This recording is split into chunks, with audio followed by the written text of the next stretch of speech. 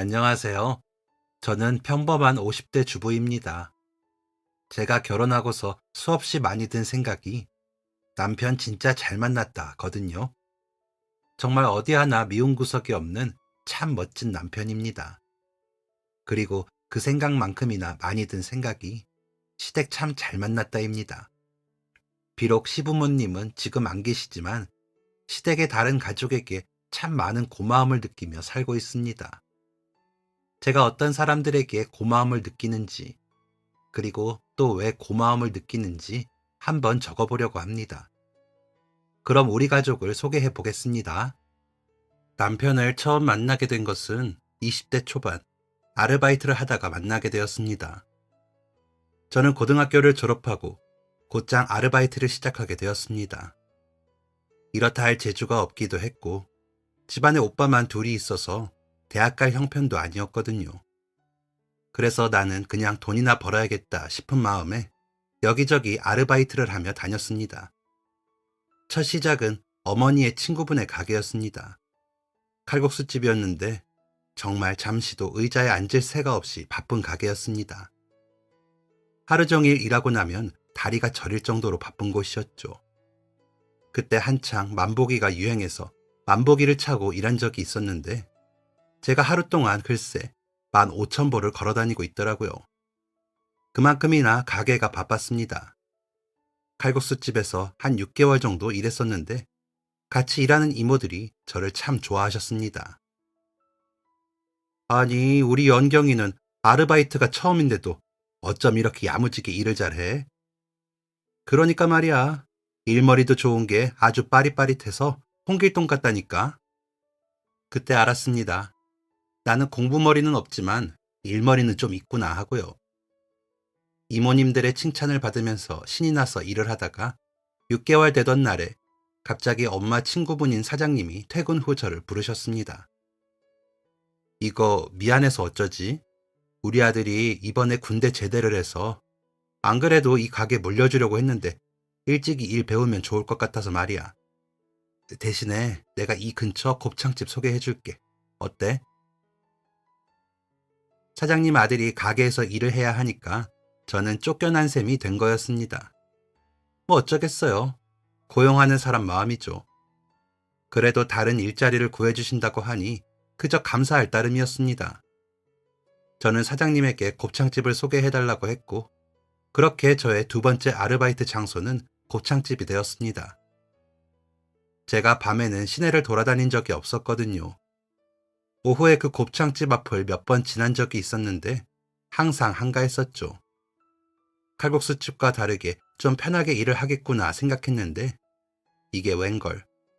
퇴근 시간부터 사람이 미어 터지는 곳이었습니다. 그 근처 직장인들이 퇴근하고 다 이 곱창집으로 모이는 건지 정말 발 디딜 틈이 없게 사람이 꽉 찼었고 그만큼 바빴더랬죠. 그래도 한가한 것보다 차라리 바쁜 게 낫더라고요. 곱창집이 한 4시쯤 오픈했나 그랬는데 오픈하고서 2시간 정도는 손님이 거의 없으니까 아주 심심했었거든요. 계속 쓸고 닦고 반찬이나 곱창 손질하고 그랬었죠. 그러다가 사람들이 약속이나 한 듯이 우르르 몰려들면 그게 또 그렇게 재밌었습니다. 늦은 시간에 바쁜 만큼 퇴근도 좀 늦고 가끔 술 취한 진상 손님들 때문에 곤란한 적도 있었지만 곱창집 사장님이 재미난 분이었어서 꽤나 재미있게 일을 했습니다. 곱창집에 일하던 그때 남편을 처음 보게 되었죠. 어느 날 출근을 했는데 누군가가 가게에 술을 나르고 있었습니다. 거래처에서 술이랑 음료를 가져왔구나 생각했죠. 그런데 나르는 사람이 엄청 젊더라고요. 보통 가게에 식자재 날라주는 사람은 나이가 좀 있는 편이었는데 젊은 사람이라 신기했었죠. 그리고 평소에 오던 분이 아니고 처음 보는 분이었습니다. 또 사장님하고는 아는 사이인지 친근하게 대화를 했습니다. 야, 우리 민식이는 오늘도 바쁘네. 대타로 일하는 거야? 네, 집안에 상이 났다고 하셔서요. 그럼 가보겠습니다. 수고하세요. 그래, 가. 사장님은 그 남자가 떠나고서도 한참 동안 나이도 젊은데 진짜 열심히 산다. 정말 성실하다. 부지런하다 등등 하시면서 칭찬을 아끼지 않으셨습니다. 그 남자가 바로 제 남편이었죠. 남편은 그날부터 꼬박 3일 동안 저희 가게에 음료를 채웠습니다. 그리고 그 3일 이후로 다시 남편을 본 적이 없었죠. 남편을 다시 만나게 된 것은 2년 뒤였습니다.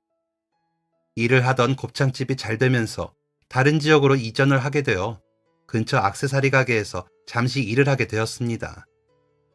그러다가 액세서리 가게가 문을 닫으면서 문방구에서도 조금 일하고 어쩌다 옷가게까지 가게 되었죠. 옷가게 일은 꽤 재밌었습니다. 제가 원래 옷에 관심이 많았거든요. 우연찮은 기회로 옷가게 일을 하게 된 거였는데 옷이 어떻게 들어오는지도 알게 되고 운영하는 것도 알게 되어서 굉장히 재밌게 일을 했습니다. 비염이 심해서 초반에 재채기로 한참을 고생했지만요. 옷가게에서는 사장님하고 둘이 일을 했습니다. 사장님이 가게 오픈을 하시면 제가 서너 시간 있다가 출근을 하고 사장님은 저녁 시간 전에 퇴근을 하시고 제가 마감까지 가게를 맡았었죠. 점심때는 항상 같이 일을 하고 있었어서 점심 식사를 가게 한쪽에서 같이 했습니다.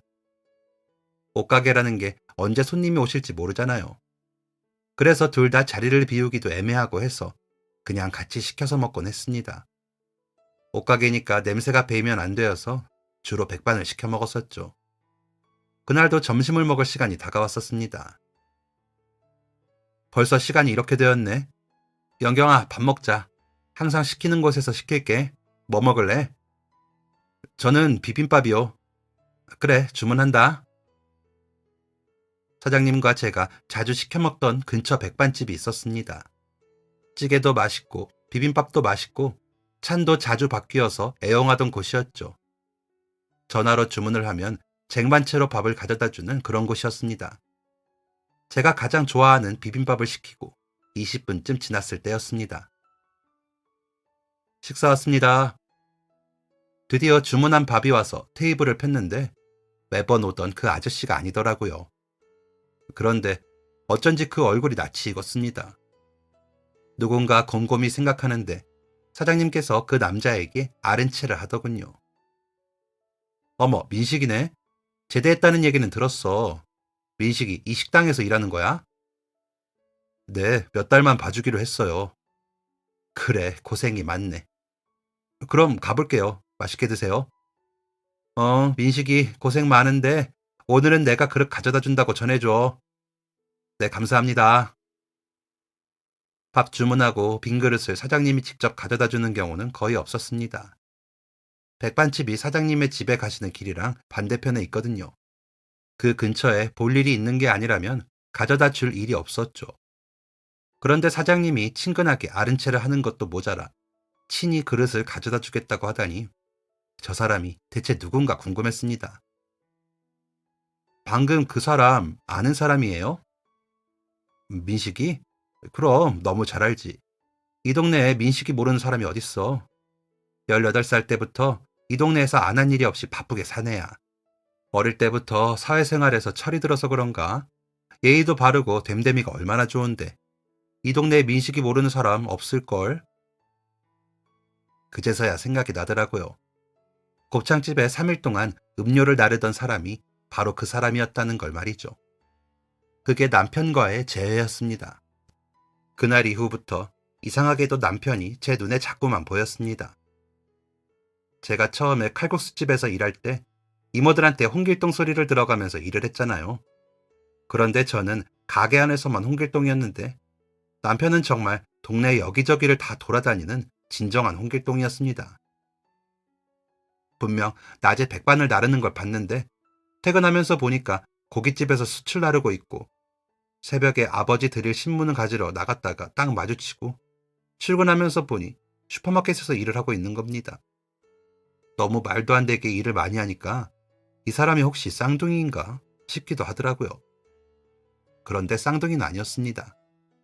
그냥 혼자서 여기저기 돌아다니며 일을 하던 것이었죠. 궁금하더라고요. 대체 왜 이렇게까지 일을 열심히 하는 건지요. 자꾸만 제 눈에 밟히는 그 남자에 대한 궁금증을 떨칠 수가 없었습니다. 그러던 어느 날 좋은 기회가 찾아왔습니다. 사장님께서 일이 생기셔서 일찍 가게에서 나가셔서 제가 혼자 점심을 먹게 되었었거든요. 저는 단골 백반집에서 비빔밥을 시켰습니다. 예상대로 그 남자가 배달을 오더군요. 저는 용기를 내서 남자에게 물었습니다. 저기요, 네? 하루에 아르바이트 몇 개 하세요? 참 어이없게도 그런 질문이 튀어나오더라고요. 분명 궁금했던 건 왜 아르바이트를 그렇게 많이 하는지였는데 말이죠. 제가 일할 때는 안 그러는데 평소에는 낯을 많이 가립니다. 손님들한테 인사는 자신감 있게 하는데 평소엔 그게 잘 안 되더라고요. 아무튼 이런 황당한 질문을 하고서 제 입을 틀어막았는데 남자는 진지하게 생각을 했습니다. 오늘은 4개? 매일 하는 아르바이트가 다 달라서 잘 모르겠어요. 이상한 질문에 참 친절하게도 대답을 해준 남자는 꾸벅 인사를 하고 돌아갔습니다. 그런데 그 별거 아닌 대답에서 참 멋지다는 생각이 들더라고요. 반했다는 게 아니라 사람이 되게 괜찮은 사람 같다는 느낌이 강하게 왔습니다. 그러면서 더 궁금해졌죠. 그렇게 열심히 일하는 이유를요. 아무리 생각해도 뜬금없이 왜 일을 그렇게 열심히 하냐고 묻는 건 예의가 아닌 것 같았습니다. 그래서 친해지기로 작전을 변경했습니다. 좀 친해진 다음에 사정을 물어보기로 했습니다. 그런데 어떻게 친해지느냐가 문제였는데 남자가 그릇을 찾으러 올 때까지 열심히 머리를 굴려서 생각해낸 방법은 바로 이거였습니다. 저도 아르바이트 하나만 소개해주면 안 되나요? 네? 아르바이트요? 여기 옷가게는요? 옷가게는 사장님이 일주일에 5일만 문을 열으셔서요. 나머지 이틀은 일이 없어서 아르바이트를 구해야 하는데 그쪽이 아르바이트를 많이 하시잖아요. 그리고 발도 넓은 것 같고요. 아르바이트 자리 하나만 구해주면 안 돼요? 이왕이면 그쪽이랑 같이 할 수 있는 곳으로요. 저랑 같이요? 제가 그 말을 어찌나 연습했는지 모릅니다. 연습한 보람이 있게 무슨 기계처럼 말이 술술 나왔더랬죠. 같이 일할 수 있는 곳을 구해달라는 말이 좀 이상한가 싶기도 했지만 어쩔 수 없었습니다. 안 그랬다가 생뚱맞은 곳을 소개해주면 어떻게 해요? 남자는 잠시 고민을 하다가 사장님께 한번 여쭤볼게요 하고는 빈 그릇을 들고 나갔습니다. 속으로 얼마나 아싸를 외쳤는지요. 그리고 바로 다음날 남자가 찾아왔습니다. 일하는 고깃집에서 사람을 구하고 있는데 괜찮냐고 하더라고요. 무조건 좋다고 외쳤죠. 그렇게 저는 그 남자, 미래의 제 남편과 한 공간에서 일을 하게 되었습니다. 같이 일을 하기는 했다만 가게가 너무 바빠서 말 거는 것조차도 어렵더라고요. 친해질 기회만 호시탐탐 엿보고 있었더랬죠. 그렇게 기회만 엿보면서 3개월이라는 시간이 흘렀습니다. 그 3개월 동안 얘기를 하긴 했다만 진지한 얘기를 꺼낼 기회가 도저히 생기지 않더라고요. 동갑이라는 사실을 알아내고 겨우겨우 서로 말을 놓기로 한 게 그동안의 최선이었습니다. 내가 여기서 3개월 동안 뭘 하고 있는 건가? 저 남자가 무슨 사정으로 일을 하건 말건 아주 힘들어 죽겠구나 생각을 하던 차였습니다. 어쩐 일인지 가게가 평소보다 좀 한가하더라고요. 오늘은 가게가 썰렁하네. 오랜만에 우리 알바생들 고기 좀 구워줘야겠다. 민식이랑 연경이 거기 앉아서 반찬 차리고 있어. 이럴 때 편하게 식사하지. 안 그래? 사장님께서 가게를 보고 있을 테니 저희들이 편하게 밥을 먹으라고 배려해 주시더라고요. 그러면서 고기도 구워주시고 사이다도 한 병 따주셨습니다. 기회는 이때다 싶었죠. 눈앞에 맛있는 고기가 있는데도 제 눈은 자꾸만 그 남자를 향했습니다. 고기를 반쯤 먹었을 때 드디어 그토록 궁금해하던 것을 물어볼 수 있었죠. 그런데 나 전부터 궁금한 게 있었는데 물어봐도 돼? 뭔데? 너는 왜 이렇게 열심히 일해? 무슨 홍길동처럼 여기저기 돌아다니면서 엄청 바쁘게 일하잖아. 이 동네에서도 모르는 사람이 없대. 나 동생이랑 엄마 때문에. 동생이랑 엄마? 왜? 아빠가 나 18살 때 돌아가셨거든. 엄마가 혼자 고생하시는데 그걸 어떻게 봐. 어린 동생도 있었고. 그래서 일하기 시작했어. 와, 정말 너 진짜 대단하다.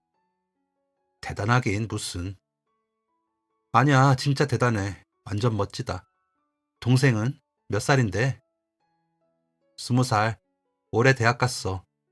그래서 등록금 벌어야 해서 더 열심히 일해야 돼. 순간 그 남자가 엄청 듬직하고 되게 멋져 보였습니다. 그런 사연이 있을 줄은 꿈에도 몰랐거든요. 사실 뭐 사고 싶은 게 있나? 아니면 돈을 많이 모으고 싶은가? 아니면 가만히 못 있는 성격인가? 이렇게 단순하게 생각을 했는데 그보다 훨씬 더 깊은 사정이 있던 거였습니다. 그 이후로 남자애가 되게 빛나 보이더라고요. 호광이라고들 하죠. 빛이 막 나는 것 같았습니다. 그리고 이게 이성에 대한 좋아하는 마음이라는 것은 곧이어 알게 되었었죠.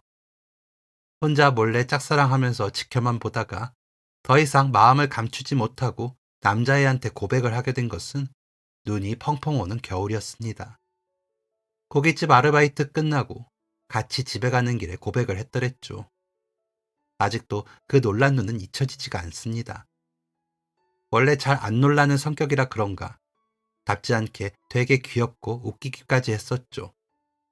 그렇게 눈이 펑펑 오는 날 저의 용감한 고백으로 저희는 사귀게 되었고 그게 남편과의 연애의 시작이었습니다. 남편은 돈 귀한 것을 잘 아는 만큼 알뜰한 사람이었는데 자기 사람한테는 넘치게 퍼주는 사람이었습니다. 동생이랑 어머니한테만 그러는 줄 알았는데 저랑 연인이 된 이후부터 저한테도 뭘 엄청 사주더라고요. 뜬금없이 저랑 잘 어울릴 것 같다면서 목걸이를 사오지를 않나. 데이트할 때도 값비싼 것만 먹이려고 하고 데이트 비용도 혼자 다 내려 하고 제가 초콜릿을 좋아하는 것을 알고 초콜릿을 무더기로 사오기도 했습니다. 저는 그 애랑 결혼하려고 했거든요. 사귀자가 아니라 결혼하자라고 하고 싶은 걸 꼭 참은 거였습니다. 결혼해야 하는데 이렇게 돈을 흥청망청 쓰면 어쩌나 싶어 확실히 교육을 시키기 시작했죠. 데이트 비용도 나눠서 내고 기념일 이외에는 선물하지 않기로 하고 기념일 날도 정해진 가격에서 선물하기로 딱 정했습니다. 처음엔 그런 게 어딨냐며 불평을 하다가 제가 나중에 결혼 어떻게 할 거냐고 큰소리 내니까 깨갱 하더군요. 다시 생각해보면 참 그 나이 때답지 않게 연애를 했던 것 같습니다. 둘 다 일만 하고 살아서 그런가 엄청 아끼면서 연애를 했었더랬죠. 그래도 그땐 그게 좋았습니다. 그냥 손만 잡고 걷기만 해도 좋을 때였는걸요. 그렇게 연애를 하다가 남편의 남동생, 그러니까 제 미래의 도련님이 대학교 졸업하고서 저희는 결혼을 할 수 있었습니다. 남편이 저랑 연애할 때 도련님 등록금 모으랴, 결혼자금 모으랴 정말 고생 많이 했거든요.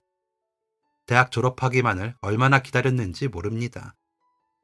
말이 나와서 말인데 저희 남편 정말 도련님을 위해서 가장 노릇을 아주 제대로 해주었습니다.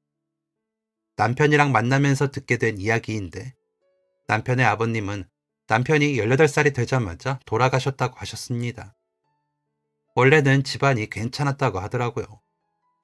남편의 친가댁이 잘 사는 편이었고 아버님은 그 밑에서 집안 사업을 물려받아 일을 하고 계셨답니다. 그런데 아버님이 돌아가시면서 친가댁의 다른 가족들이 이때다 싶어 득달같이 달려들었다나 봐요. 사업이며 집이며 아주 가만히 두지를 않았답니다. 한 푼이라도 더 가져가려고 싸우더래요. 그 바람에 애꿎은 새우등만 터졌던 거죠. 사업도 짐도 모두 다 빼앗기고 어머님, 남편, 도련님은 반지 하방에 남겨지게 되었답니다. 땡전 한 푼 안 주고 쫓겨나듯 그렇게 말이죠. 아버님이 살아계실 땐 그렇게 집에 찾아와서 예뻐해 주었던 큰아버지들과 고모들이 한순간에 그렇게 변하는 걸 보고 남편은 충격을 받았다고 했습니다. 집안 사정이 그렇게 되면서 어머님은 나가서 일을 하기 시작하셨답니다. 평생 집안 살림만 하시던 어머니가 식당 나가서 쟁반 나르고 무거운 거 들고 하시는 모습을 보고 남편 마음이 안 좋았다더라고요. 그래서 곧장 학교를 그만뒀답니다. 어머님이 일하시는 모습을 보고 고민이 하나도 안 되었다고 하더라고요. 공부를 잘해서 전교 1등도 했던 남편이었는데 학교를 그만두고 가장이 되기로 했답니다. 어머님과 도련님을 위해서 말이죠. 그렇게 밖에서 안 해본 일 없이 여기저기 돌아다니며 일을 하기 시작했고, 그렇게 번 돈으로 월세, 공과금, 식비, 그 밖의 생활비들을 채울 수 있었답니다. 그와 더불어 도련님의 교육비까지도요. 도련님 교복을 사입히고 학원을 보낸 것도 모두 저의 남편이었습니다. 어머님께서 아버님 돌아가시고 1년쯤 되어서 작은 사고가 있으셨거든요. 일하시다가 식당 안 계단에서 굴러서 팔에 화상을 입고 다리를 다치셨다더라고요. 그때 입원해 수술까지 할 정도로 큰일이었는데 어머님이 일하셨던 그 식당에서는 보상 한 푼이 없었다더군요. 일하다가 다치신 거였는데 말이에요. 괜찮냐는 말은커녕 사람 다시 구해야 해서 번거롭게 되었다며 화를 냈답니다. 이 이야기를 듣고 남편이 화가 나서 어떻게 그럴 수 있냐며 식당 사장한테 따졌는데 엄청 무시를 했다나 봐요. 어린 것이 어디 대드냐면서 없이 사는 거 티내지 말라고 했다더군요. 그때부터 남편은 더 악착같이 일했다고 했습니다. 자기는 몰라도 어머님하고 도련님 무시당하면서 사는 게 싫었어요. 그 사건 이후 어머니는 다리가 많이 불편하게 되셨습니다. 오랜 시간 일을 할 수도 없었고 오래 서 계시는 것도 무리였죠. 완전히 가장이 되어버린 남편은 아버지의 빈자리가 느껴지지 않을 만큼 열심히 일했다고 했습니다. 그러면서 도련님 공부를 엄청 시켰다더라고요. 무시당하고 살기 싫으면 공부해야 한다면서 말이죠.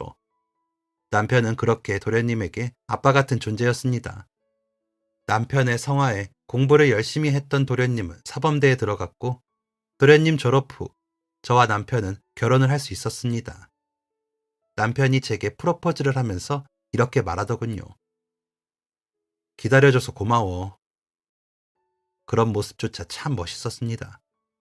책임감이 강한 사람이라는 생각이 들었고 나와 미래의 우리 아이도 평생 책임질 것 같았습니다. 그렇게 행복한 결혼식을 치른 저희의 신혼집은 지어진 지 20년쯤 된 20평도 안 되는 작은 빌라였습니다. 시작은 누구나 그렇잖아요. 돈 이고지고 결혼하는 것도 아니고 그 정도면 평범한 수준이었죠. 더 벌어서 나중에 좋은 집 이사 가자는 목표도 있었고요. 그리고 저희가 하고 싶은 일이 있었거든요. 바로 옷가게였습니다. 둘이 같이 장사를 하면 좋겠다고 생각을 했습니다. 그래서 고민하다가 옷가게를 차리기로 한 것이었습니다. 제가 전에 일하던 옷가게가 있었잖아요. 거기 사장님께서 가게를 접으시면서 거래처 다 소개해 줄 테니까 해볼 거면 한번 제대로 해보라고 하셨습니다. 제가 그쪽에 관심이 있는 것을 알아차린 사장님께서 가끔 저를 차에 태우고 새벽에 동대문 시장도 같이 가주셨었죠. 그때부터 쭉 그쪽으로 관심을 가지고 있다가 결혼 후 남편과 함께 옷가게를 차리게 된 것이었습니다. 그래서 더 지독하게 모으고 더 지독하게 아꼈던 거였고요. 옷가게의 시작은 아주 호기로웠습니다. 직접 그 먼 동대문까지 왔다 갔다 하면서 거래처를 고르고 또 골랐습니다. 남편이랑 둘이 이틀 정도 잠을 안 잔 날도 있었습니다. 그런데 피곤한지도 모르겠더라고요. 그만큼 그 일이 너무 재밌고 보람찼습니다. 가게 벽은 무슨 색으로 할지, 옷걸이는 어떤 걸로 할지, 간판은 어떤 디자인으로 할지 세세한 것 하나하나 남편과 함께 결정했는데 그 시간들이 참 즐거웠습니다. 저랑 남편이 연애했을 때부터 열심히 사는 젊은이 커플로 동네에서 엄청 유명했었거든요. 그래서인지 가게 연다고 했을 때 도와주시는 분들도 많으셨고 가게 오픈했을 때 저희를 아는 많은 분들이 이용해 주셨습니다. 저희가 중년 여성 옷을 판매하고 있었거든요. 동네가 젊은 사람들이 사는 곳이 아니라서요. 또 근처에 회사들도 꽤 많아서 블라우스나 여자 구두 같은 것도 같이 팔았습니다. 장사가 꽤 잘 되는 편이었고 저희도 돈을 차곡차곡 모을 수 있었죠. 그러던 중 아이가 생겼습니다. 임신했을 때 아기 낳으러 가기 전까지도 일을 했던 저였습니다. 그만큼 일이 재밌었거든요. 그리고 옷가게가 저의 전부라고 생각했습니다. 남편하고 같이 일을 하고 있으니까 이거 아니면 정말 안 된다고 생각하면서 일을 했습니다. 그렇게 옷가게 하면서 딸 하나, 아들 하나를 낳게 되었습니다. 애들 키우면서도 그 먼지 많은 옷가게에서 일하고 옷가게 구석에서 애들 밥 먹이면서 그렇게 열심히도 살았습니다. 그렇게 키우는 사이에 도련님이 결혼을 하게 되었습니다. 첫 학교 들어가서 만난 동료 선생님이 있었는데 그분하고 꽤 오래 만나고서 결혼을 하게 되었죠. 상견례 날 저도 같이 가게 되었는데 참 참하고 되게 예쁜 여자였습니다. 도련님하고 진짜 잘 어울렸죠. 어쩐지 둘이 비슷하게 닮은 것 같기도 했고요. 상견례 마치고 도련님과 제 예비 동서가 저와 남편한테 저녁을 같이 먹자고 했습니다. 애들은 시어머님께 잠깐 맡겨두고 같이 술을 한잔 하게 되었죠. 도련님이 긴장을 엄청 했나 보더라고요. 긴장이 풀렸는지 술을 벌컥벌컥 마셨습니다. 남편하고 도련님하고 워낙 가깝게 지내다 보니까 도련님하고의 술자리가 처음은 아니었습니다. 종종 저희 애들 보러 저희 집에도 놀러오고 옷가게도 놀러와서 만나곤 했었죠. 그런데 술 취한 모습은 한 번도 못 봤거든요. 다음날 학교 가려면 조절해야 한다면서 술을 양껏 마신 적이 없었죠. 그런데 그날은 다음날 학교도 안 가겠다. 상견례도 잘 끝냈겠다. 술을 많이 마셨습니다. 결국 혀가 꼬일 정도로 알딸딸하게 취한 상태가 되었죠. 도련님은 취한 상태에서 동서한테 남편에 대한 자랑을 줄줄 늘어놨습니다. 우리 형 아니었으면 나 이렇게 못 살았을 거야. 형이 가장 노릇하면서 나 공부시키고 학원도 보내주고 또 대학 등록금도 다 내준 거 알지? 정말 형은 돌아가신 우리 아빠보다 더 아빠 같은 존재야. 형이 자기 희생하면서 그렇게 살지 않았다면 난 아마 지금쯤 선생님이 못 되었을 거야. 형, 내가 정말 나중에 꼭 이 은혜 갚을게. 내가 진짜 형이 나한테 해준 거 많이 많이 고마워하는 거 알지? 그래, 알아. 나중에 갚길 바라고 그렇게 한 거 아니야. 그냥 내가 첫째고 뭐 그러니까. 아, 됐다. 너 너무 취했어. 이제 그만 일어나자. 속은 누구보다 넓고 깊으면서 속마음 얘기하는 건 엄청 낯간지러워하는 남편이 얼른 자리를 마무리했습니다. 예비동서 먼저 택시 태워서 보내고 저랑 남편은 도련님 데려다주고 집으로 돌아갔죠. 그 다음부터 도련님은 결혼 준비를 부지런히 시작하는 듯 했습니다. 신혼집 알아보러 부동산도 돌아다니는 것 같았고 식장도 알아본다고 했었죠. 결혼을 먼저 한 결혼 선배로서 결혼하려면 이래저래 돈이 많이 들어간다는 것을 알고 있었으니까 아무래도 결혼 자금을 좀 보태줘야 하지 않나 싶었습니다. 남편이 얘기를 꺼내진 않았지만 아무래도 남편도 그걸 원하고 있을 것 같았고요. 괜히 제 눈치가 보여서 말을 못 꺼내나 싶어서 먼저 얘기하기로 했습니다. 도련님 결혼하는데 우리가 좀 보태야 되지 않을까? 그래야겠지. 괜찮겠어? 그 당시에 저희가 이사 가려고 돈을 모아둔 게 있었거든요. 이듬해에 월세집 계약 끝나면 바로 갈 수 있을 정도로 돈을 모아뒀었는데 만약 도련님 결혼 자금을 준다면 거기서 빼내서 줘야 했었죠. 아쉽겠지만 뭐 어쩌겠어요. 지금까지 그 집에서 못 살았던 것도 아니고 좀 더 산다고 큰일이 날까 봐요. 돈이 좋아도 가족이 먼저니까 보태주기로 했습니다. 남편한테 돈을 쥐어주었고 남편이 도련님께 전달해준다고 돈을 가지고 갔죠. 그런데 도련님을 만나고 온 남편이 다시 돈을 그대로 들고 오더라고요. 뭐야, 왜 돈을 도로 가지고 와? 도련님 못 만났어? 아니, 그게 아니고 안 받는다는데? 뭐? 왜?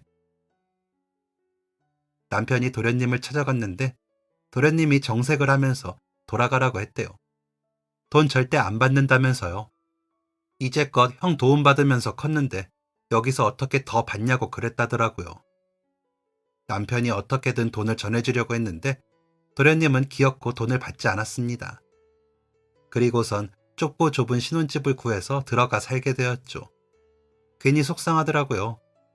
남편과 연애했을 때부터 도련님이 마치 남편과 저 사이의 큰아들처럼 느껴졌었거든요. 그만큼 아픈 손가락이라고 할까나. 저한테도 굉장히 특별하고 애지중지하던 가족이었는데 그냥 돈 받아서 좀 더 좋은 신혼집에서 시작하지 왜 사서 고생을 하나 마음이 안 좋았습니다. 그런데도 도련님하고 동서는 엄청 행복해했고 아주 애정이 넘치는 신혼생활을 보냈었죠. 서방님네는 결혼하고 2년 뒤에 예쁜 딸을 낳았습니다. 참 기분이 묘하더라고요. 제가 위로 오빠 둘이 있잖아요. 그런데 오빠 중 한 명은 노총각이고 큰오빠는 결혼했는데 아이 안 낳고 살고 있거든요. 그래서 조카라는 것을 생전 본 적이 없었는데 서방님네 아기 태어나고 자라는 거 보니까 진짜 기분이 묘했습니다. 서방님네도 아이가 생기고 나니까 저희 집과의 교류가 더욱 많아졌습니다. 특히 동서랑 제가 정말 많이 친해졌죠. 나이 차이는 좀 났지만 같은 집안 며느리 입장이라 그런지 금방 가까워지더라고요. 차만 동서는 의외로 털털한 면이 있었고 꼼꼼하고 야무지게 육아를 하는 듯 하다가도 쉴 때는 시원하게 쉬는 그런 사람이었습니다. 구김살도 없고 사람이 워낙 부지런해서 누구에게나 사랑받는 스타일이었죠. 그래서 서방님네하고 애들까지 다 같이 여행도 가고 애들 생일이면 모여서 같이 생일을 축하하기도 했습니다.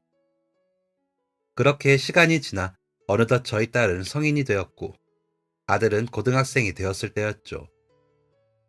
그 갓난쟁이들 꽁무니 쫓아다니면서 옷가게에서 일하던 게 엊그제 같은데 세월이 참 야속하더라고요. 반짝거리던 옷가게는 허름해졌고 간판은 색이 바랬고 줄을 지어 옷을 사가던 손님들도 많이 줄어들게 되었습니다.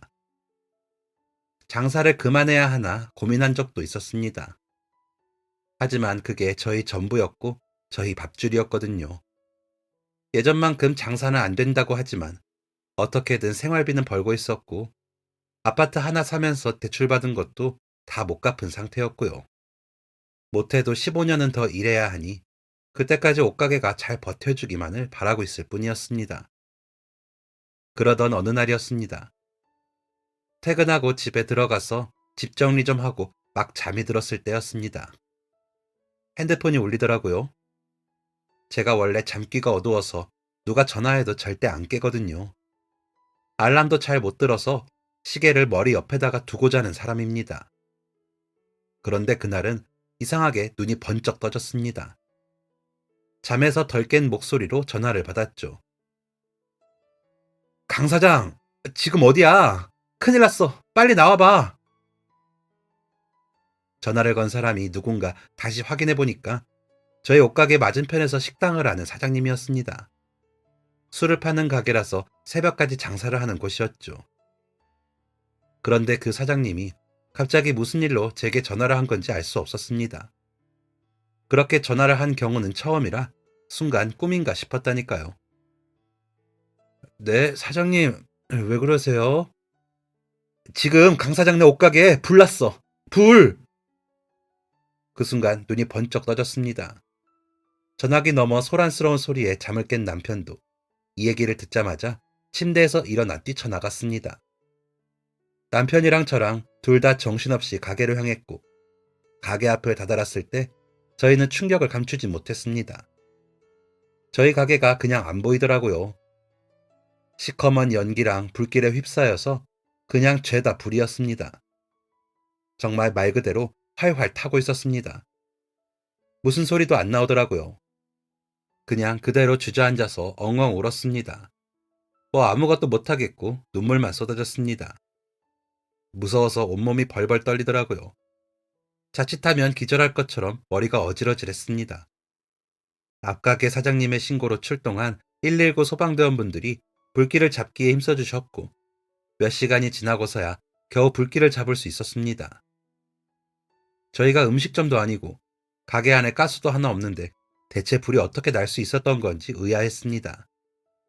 소방대원분들과 함께 경찰관분들도 출동을 하셨는데 다음날 경찰관분이 그러시더라고요. 담배꽁초 때문에 불이 난 것 같다고요. 우리 남편 담배 안 피거든요. 담배값도 아까워하던 사람이라 생전 입에 대본 적도 없었습니다. 그런데 담배꽁초 화재라뇨. 가게 옆 골목에서 누군가가 담배를 피웠고 그것 때문에 불이 났다고 하더라고요. 저희 가게에 화재 보험도 안 들어져 있었거든요. 어디 보상 나올 것도 하나도 없었고 그 범인을 잡아야 했습니다. 매일같이 경찰서 가서 오늘은 뭐가 안 나왔냐, 무슨 단서가 안 보이냐 하며 경찰관 분들을 귀찮게 하기도 했습니다. 하지만 끝내 범인을 잡지 못하였고 저희는 막막한 현실을 받아들여야만 했었죠. 다른 것도 아니고 옷가게잖아요. 옷들이 다 타버려서 진짜 눈앞이 깜깜했습니다. 창고까지 불길이 번졌더라고요. 창고에 있는 옷들만 거의 1,000만 원 상당의 옷들이었는데 전부 다 타버렸습니다. 가게 안에 걸려있던 옷들은 물론이고 타지 않은 옷에도 냄새가 배어서 팔 수 없는 상태였죠. 결국 가게에 있던 모든 옷들을 처분하고 말았습니다. 옷을 드러내고 나니까 까맣게 그을린 자국들이 저희를 반기고 있더군요. 전등도 다 터지고 진짜 울고 싶을 지경이었습니다. 까맣게 타버린 가게 치우면서 남편하고 거의 얘기를 안 했습니다. 둘 다 속이 말이 아니잖아요. 입 열면 좋은 소리 안 나올 게 뻔하니까 그냥 둘 다 입 꾹 닫고 치우기만 했습니다. 옷가게 하면서 아니 제 평생 그렇게 속이 상한 적은 처음이었습니다. 그렇게 까맣게 타버린 가게를 치우고 있는데 서방님하고 동서가 저희를 찾아왔습니다.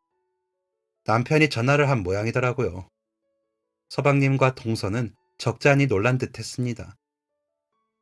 아니, 이게 어떻게 범인은 잡았대요?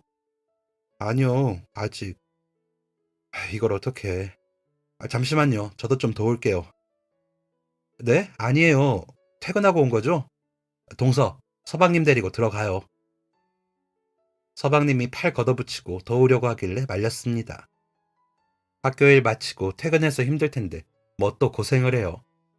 그런데도 서방님은 남편 옆에 가서 일을 거들었고 동서도 빗자루를 들고 비지를 시작했습니다. 한 2시간 정도 그렇게 넷이 고생고생을 하다가 시간이 늦어서 일을 마무리하기로 했습니다. 서방님과 동서가 또 찾아오겠다면서 돌아갔죠. 그날 집에 도착했는데 갑자기 핸드폰에 알림이 울렸습니다. 은행 알림이더라고요. 이게 뭔가 하고 보니까 엄청 큰 돈이 제 계좌에 들어온 거였습니다. 그 돈을 보낸 사람은 바로 서방님이었죠. 남편이랑 둘이 깜짝 놀라서 곧바로 서방님에게 전화를 걸었습니다. 이게 뭐예요, 서방님? 가게 고치는데 보태세요. 수리 맡겨야 할 거 아니에요. 물건도 다시 들어와야 하고 얼마 안 되지만 보태주세요. 얼마 안 되긴요. 자세히 적긴 좀 그렇지만 몇 천만 원이 되는 돈이었거든요. 제가 한사코 거절을 했는데 서방님이 자기가 받은 게 얼만데 이제는 좀 돕게 해달라고 했습니다. 그래, 당시에 저희 코가 석자였으니까 고민 끝에 그 돈을 받기로 했습니다. 가게 수리도 다시 싹 하고 이참에 동대문 나가서 거래처도 다시 둘러보며 바쁘게 시간을 보냈죠. 그렇게 서방님과 동서 덕에 옷가게는 다시 제 모습을 찾았고 1년이 흘렀습니다. 어느 날 동서에게서 연락이 왔습니다. 형님, 오늘 저희 차 좀 빌려주실 수 있으세요? 저희 서울에 결혼식을 가야 하는데 차 수리를 맡겨서요. 그래. 차 쓸 일 없으니까 오늘 가져가. 서방님네 차 수리를 맡겨서 저희 집 차를 빌린다는 전화였습니다. 가끔 서로 급할 때 차 빌려 쓰기도 해서 알겠다고 했죠. 그렇게 주말 동안 서방님네서 차를 빌려갔고 그 다음날 제가 오전에 잠깐 나갈 일이 있어서 운전을 했습니다. 그런데 아침까지만 해도 멀쩡했던 차가 오후에 주차장에서 빠져나가려고 보니까 앞범퍼가 긁혀 있더라고요. 아무래도 누가 긁고 간 것 같아서 바로 경찰에 신고를 했습니다. 블랙박스 가지고 경찰서에 가서 경찰관분하고 같이 확인을 하게 되었죠. 어디 보자, 이건가? 블랙박스 안에 파일이 여러 개가 있었고 경찰관분이 확인을 해주시려고 눌렀습니다. 그런데 소리를 좀 듣다 보니까 제가 운전한 당일이 아니고 그 전날의 영상이더라고요. 꺼달라고 하려던 찰나였습니다. 서방님과 동서의 목소리가 들렸습니다. 그래도 그때 형님네 불이 하는 말을 듣게 되었죠. 무슨 얘기인지 궁금했습니다. 그래서 그날 집에 가서 블랙박스 영상을 다시 돌려보게 되었습니다. 컴퓨터를 잘 못하는 저를 대신해서 저희 딸이 도와주었죠. 그리고 그 블랙박스에 담긴 두 사람의 대화 내용은 이러했습니다. 와, 저 아파트지?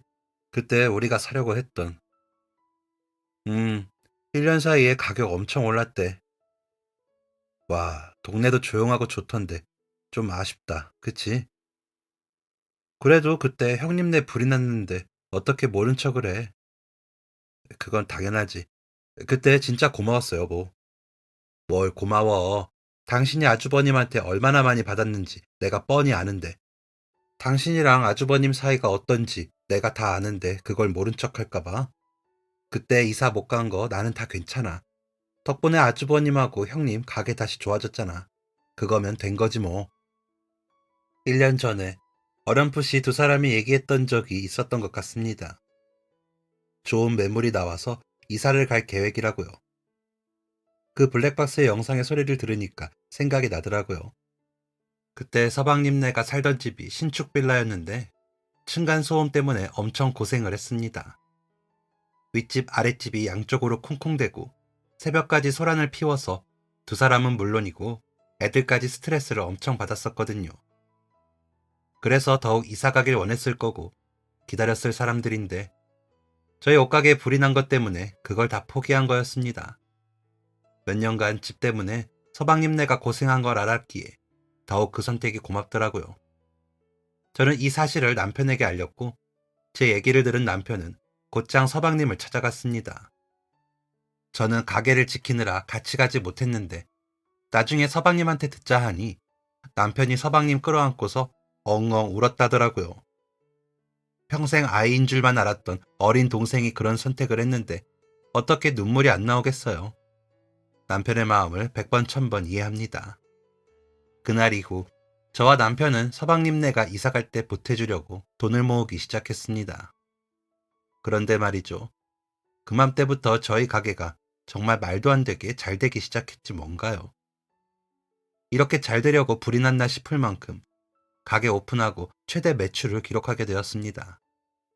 이렇게 된 데에는 저희 딸의 공이 아주 컸죠. 제 딸이 어릴 때부터 옷에 관심이 되게 많았습니다.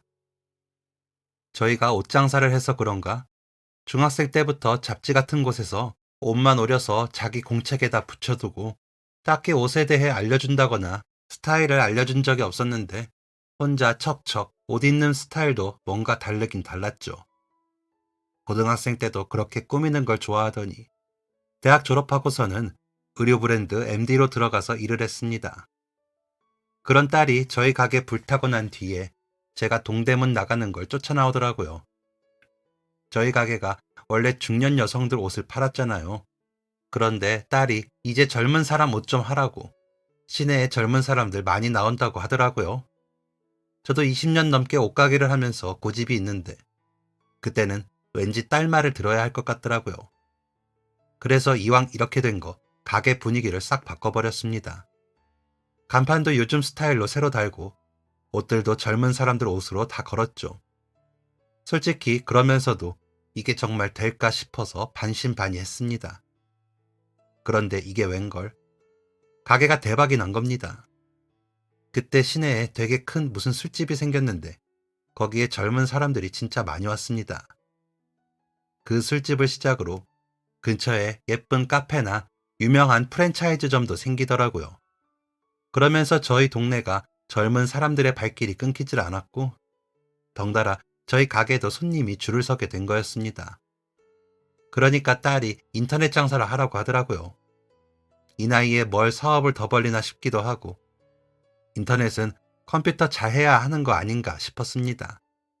딸이 답답했는지 사진만 찍어서 올리면 되는 거라며 주도적으로 온라인 사업을 이끌었고 딸의 기막힌 센스 덕에 온라인 사업까지 대박이 나게 되었습니다. 저랑 남편 목표가 서방님네 이사갈 때 보태주는 거였잖아요. 그럴 필요가 없게 되었습니다. 아예 집을 사줄 수 있는 수준이 되었죠. 스트레스 받아가면서 수년 동안 그 집에서 고생한 서방님네에게 재작년에 좋은 아파트 하나 사주게 되었습니다. 그때 그 기분을 잊지 못합니다. 어찌나 뿌듯했는지요.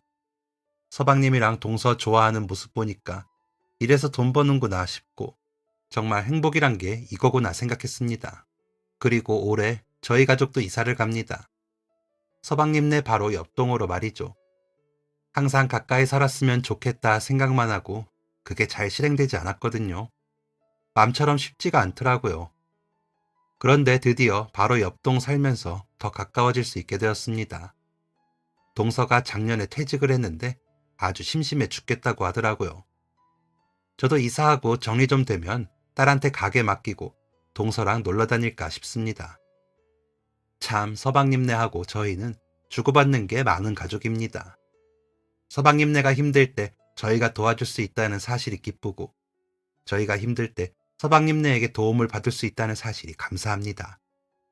앞으로도 이런 서로에게 베푸는 것이 계속되었으면 좋겠습니다. 그게 물질적인 게 아니라 마음적으로도 말이에요. 실은 작년에 동서가 퇴직한 게 건강상의 문제였거든요. 그때 동서가 저보고 하는 말이 제가 있어서 마음이 참 편하대요. 참 든든하대요. 동서네 부모님이 동서 결혼하고 얼마 안 되어서 돌아가셔서 외동인 동서가 알게 모르게 저한테 의지를 많이 하고 있었나 봅니다. 제가 동서 옆에 있어줄 수 있다는 사실이 얼마나 다행이었는지 몰라요. 그렇게 마음을 나눌 수 있는 사이가 계속되었으면 합니다. 그리고 또 저희뿐만 아니라 저희 애들과 서방님네 애들도 저희처럼 잘 지냈으면 하는 바람이 큽니다. 터울은 좀 나지만 우정의 나이가 중요한가요? 분명 아이들도 서로 돕고 도우면서 잘 자랄 거라 믿습니다.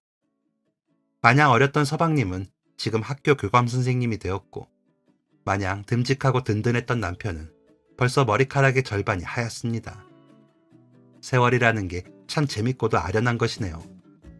이 두 사람은 나이가 먹어 예전과는 몸도 마음도 많이 달라졌지만 서로를 향한 우애는 여전합니다. 어떤 삶을 살았는지 누구보다 잘 아는 두 사람이기에 이 우애가 영원하지 않을까 싶네요. 저는 그저 이런 가족들이 있어 행복하고 아주 배부릅니다. 누구나에게 소중한 가족이 있잖아요. 그 소중한 가족과 함께 오늘도 아주 보람찬 하루를 보내시길 바랍니다. 감사합니다. 지금까지 사연 들어주셔서 감사합니다. 사연이 재밌으셨다면 구독과 좋아요를 눌러주세요. 감사합니다. 안녕히 계세요.